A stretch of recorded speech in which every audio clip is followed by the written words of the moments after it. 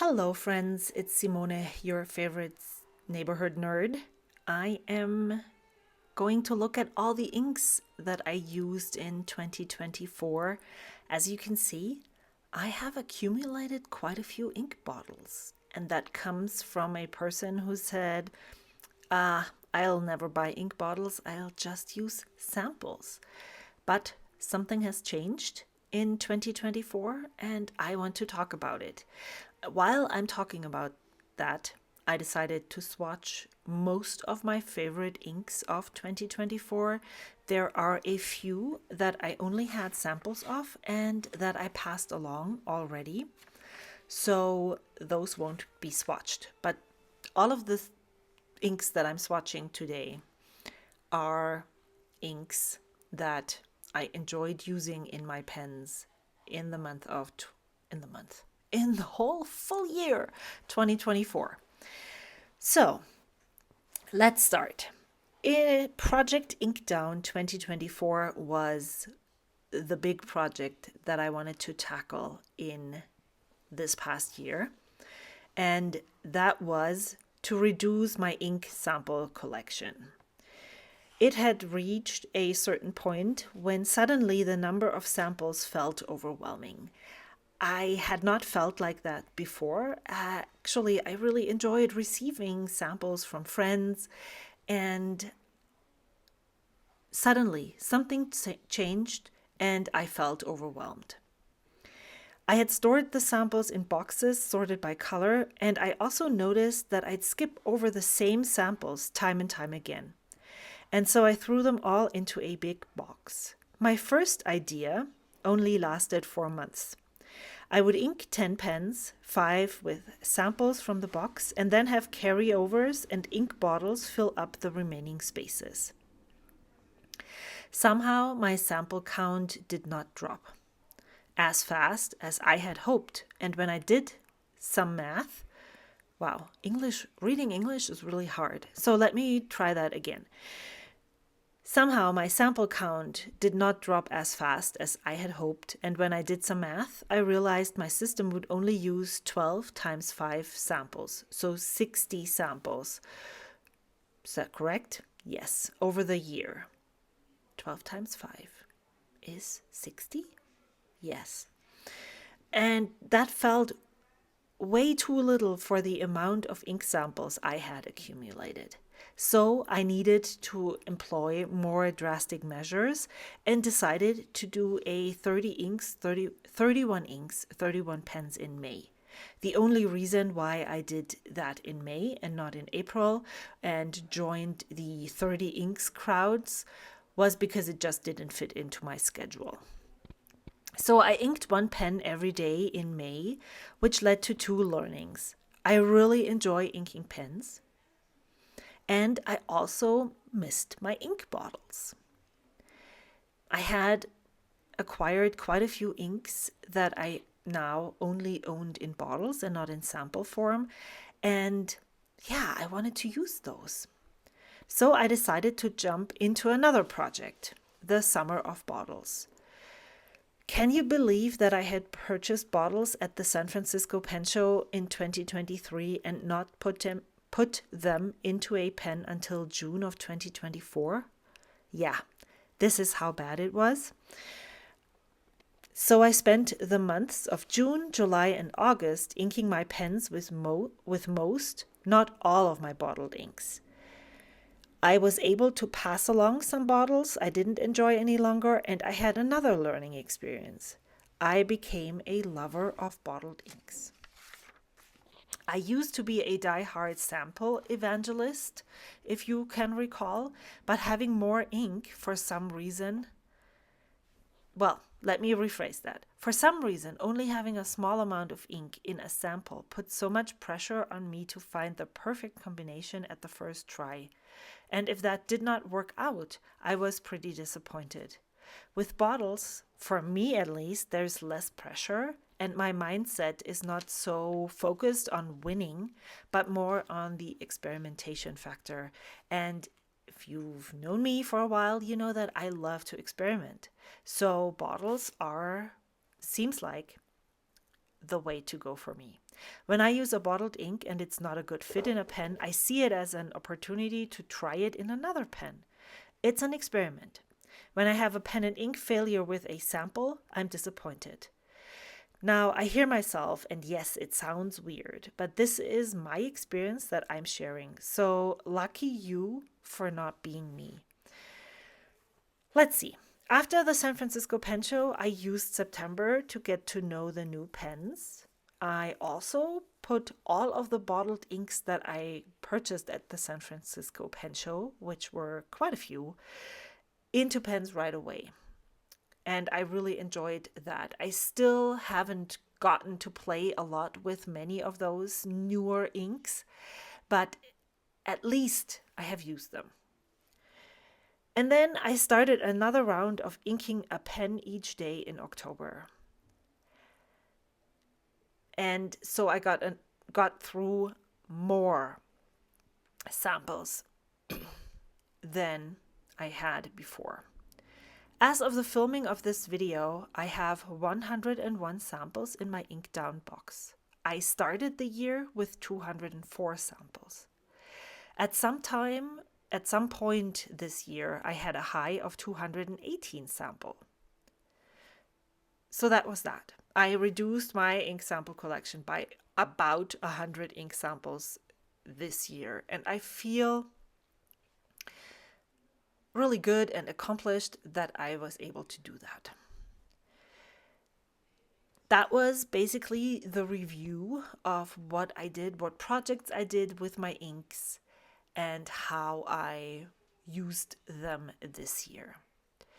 I'm really glad that I did whatever I wanted to do with my inks and pens instead of limiting myself to a monthly currently inked when it stopped working, and explored different avenues.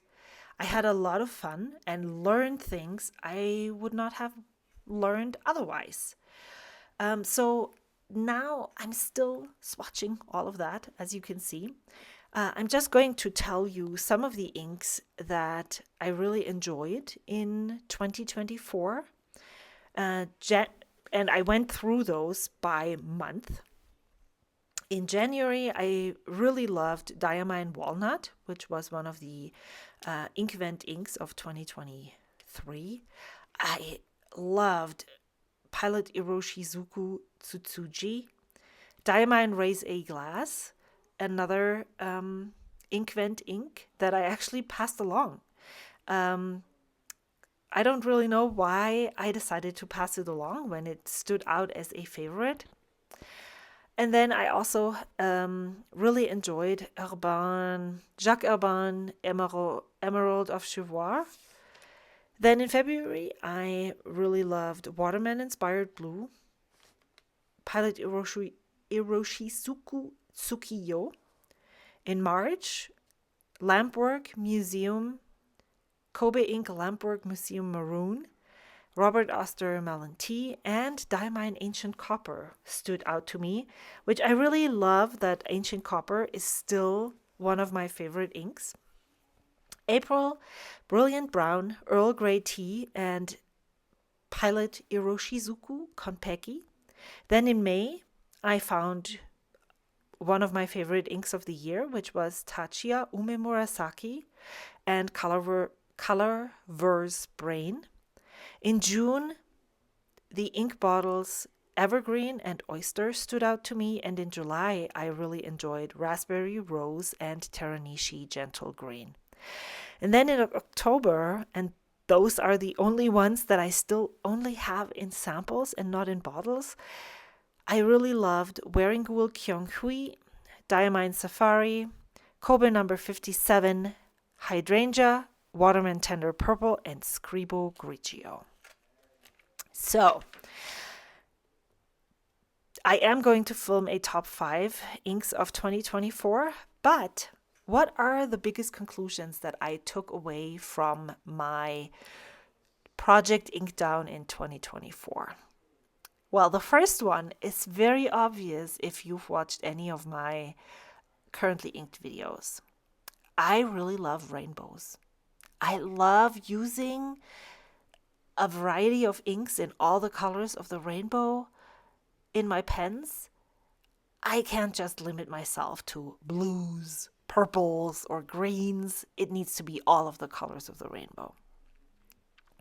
Another conclusion that I had, and why I think that after I'm spending a little time with my ink bottles in the beginning of the year and doing a couple more rounds of using samples, that is that I always fall for the same colors. I like the same colors, and the only thing that it happens when I swatch or sample an ink is it's a slightly different hue. Maybe it's a little bit darker, maybe it's a little bit lighter, but in general, I love the same colors over and over again. And the only difference between those samples most of the time is maybe a difference in ink property. Maybe this one is drier than the other one. Maybe it's cheaper. Things like that change, but not the color that I like. This builds on what I just talked about, is that I actually have a good and solid ink bottle collection, and I have all of the colors that I like. Maybe there are some colors, especially the ones that I added at the San Francisco Pen Show, that might need to leave, some of them, or maybe I can add one or another color to this whole ink bottle collection, but it's a solid base. There's all the colors that I love, and I don't really need anything else. I do really enjoy swatching inks. I do enjoy trying new inks that I see, but in general, I feel very content. And this is very supported by the fact that I have been using pens that I inked in October. It is now December, and I'm still using the pens. I'm slowly writing them dry. I don't feel the constant itch to switch it all up and to try something else and to try something new. I'm happy. I enjoy using the pens that I'm using. I have learned quite a few about what ink to put in which pen. And so that is absolutely a good feeling to have. Yes, of course, I like inking pens, as I said, but also I like just using them and not having to think about, oh, what can I do next?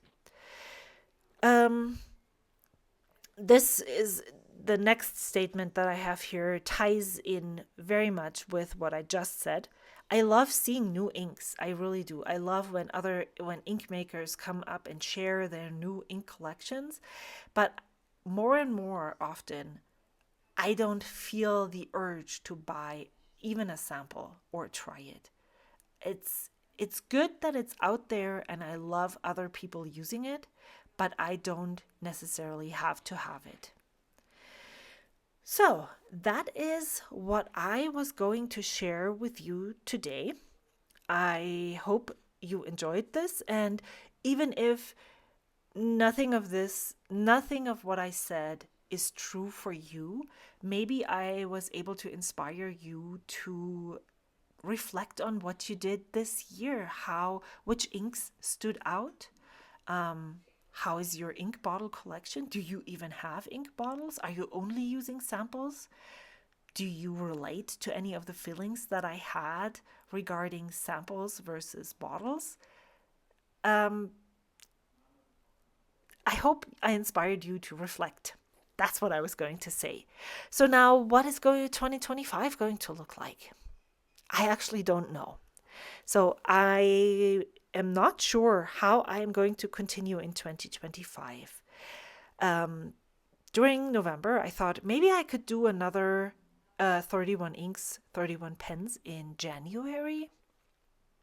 But right now, as I'm winding down 2024 and going to start 2025, moving into a new creative journal size, I'm a bit hesitant because I'm feeling good with my pens right now. And maybe I'll just share the pens that I have inked at the middle of the month every month, or maybe not. I'm very, very open to whatever I feel like in 2025. What would you want to see from me? I know those currently inked videos still are very popular with everyone here on YouTube, and I love watching them myself. I just don't want to do things just for YouTube. They need to work for me as well. And currently, inking pens in a monthly manner just is not what is working for me. So I'd love to hear your ideas. How are you inking pens? Is there a pattern? Are you just randomly inking them? I'd love to hear. And if you're a YouTuber, how do you share it with everyone? Thank you so much for watching. I hope to see you again soon. And yeah, let's move on to my top 5 inks of 2024. I'm planning on maybe doing a year in numbers as well. And then I think I want to dive into the books I read in 2024. Alrighty, thank you so much for watching. I hope to see you again soon. Until next time, bye. Map. I forgot to mention that I am using my awesome swink that I received from my friend Wendy Sue. I love it. It's so nice to be able to swatch inks with this thing. And I'm also using my Pilot Iro Utsushi dip nib with a, what is that, medium nib. And I really liked using those for these quick swatches because they were easy to clean. And that's what's important. Alrighty, thank you so much for watching. Bye.